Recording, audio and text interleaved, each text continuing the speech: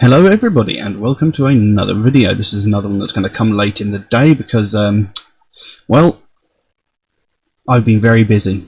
I had to do a lot of errands and stuff today and I was mad busy yesterday, which is why there wasn't a video yesterday.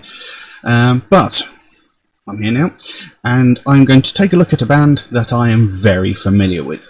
A band called Hecate Enthroned, a band that I have actually had the privilege of playing support for twice with my old band. I can't remember the exact venues, but yes, I played with them twice around about the time that their album Virulent Rapture came out, which is a fantastic album, by the way. But today I'm going to be looking at their newest track called Erebus and Terror,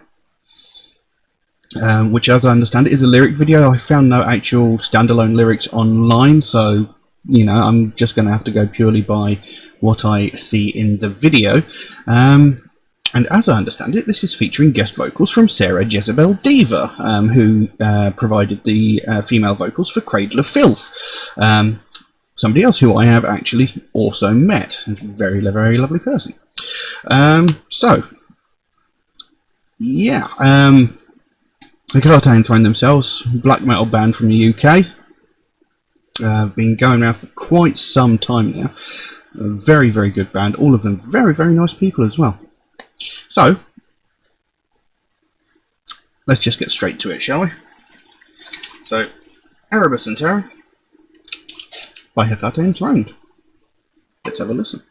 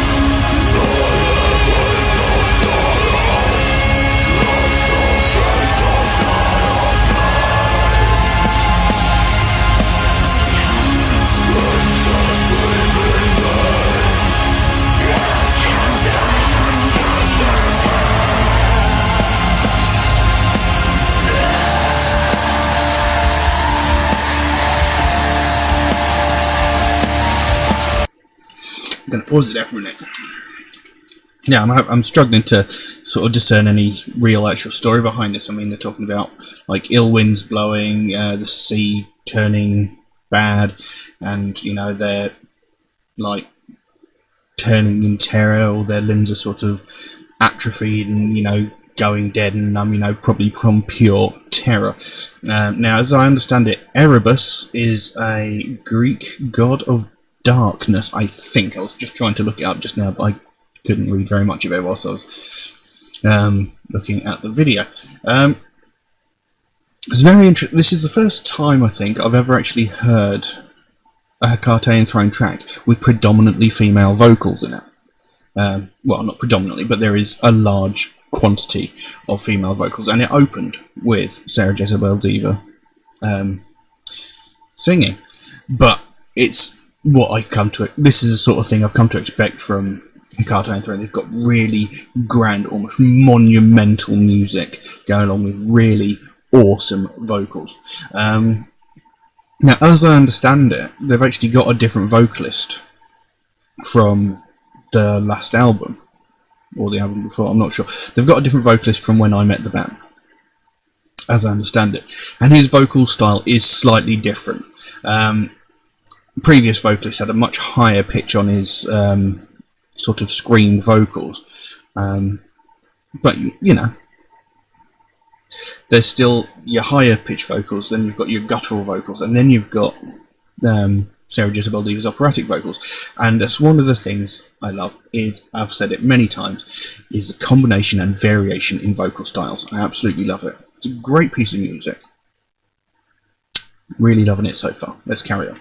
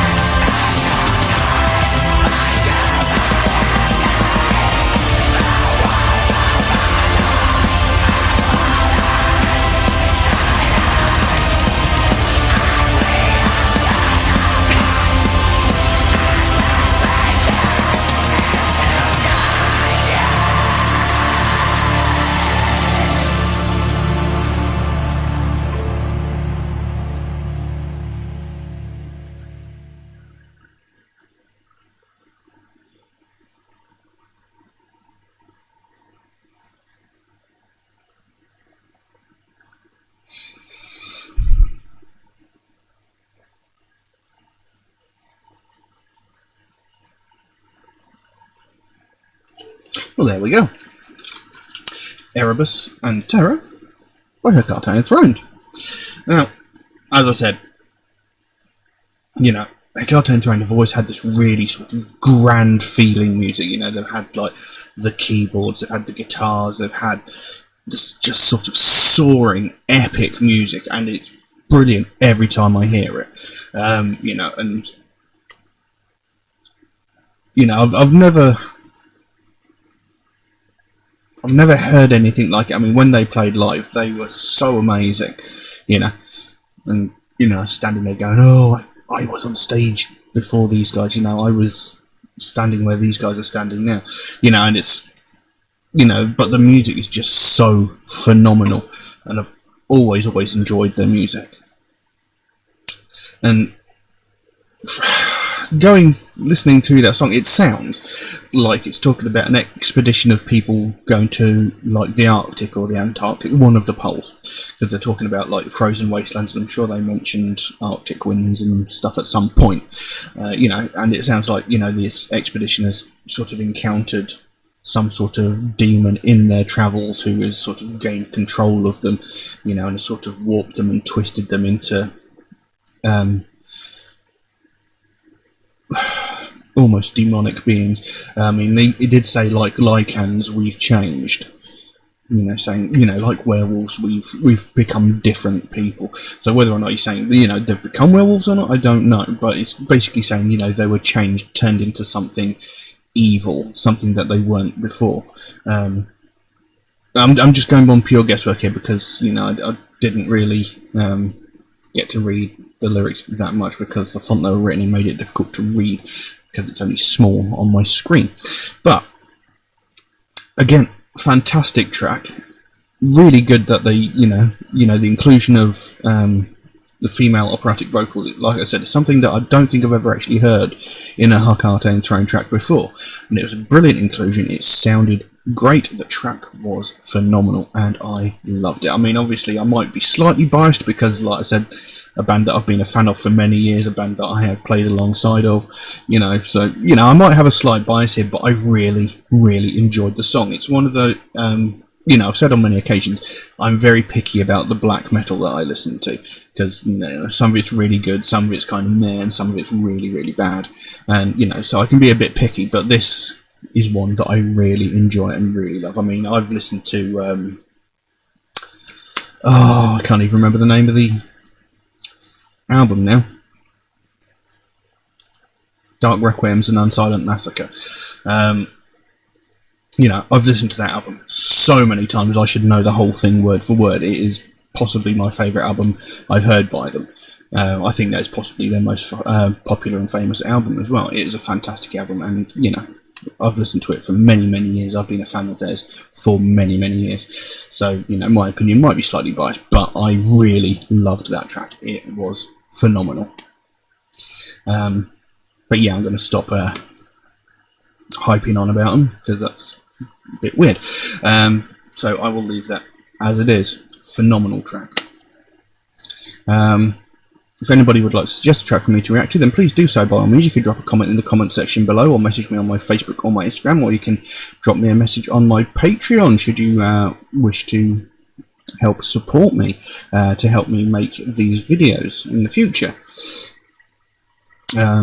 Just know, if you do make a suggestion, it might take me a while to get around to it, because I do get suggested millions, well, not millions, I get suggested dozens of tracks every single day, so my list grows faster than I can record the videos. But I do write down every suggestion I get given, so it will get done. It just might take me a while to get around to it. Also, Metalhead Reacts is a proud supporter of the Sophie Lancaster Foundation, a British-based charity whose main goal is to put an end to hate crimes, mostly those involving people of the alternative subculture. You know, people who listen to alternative music, who wear alternative fashion, they get relentlessly attacked and bullied every single day. It happens every single day all over the world. They get attacked for the music that they listen to and the clothes that they wear. It's ridiculous that this day and age this sort of stuff keeps happening. You know, that's sort of like schoolyard bullying, but it goes on constantly. You know,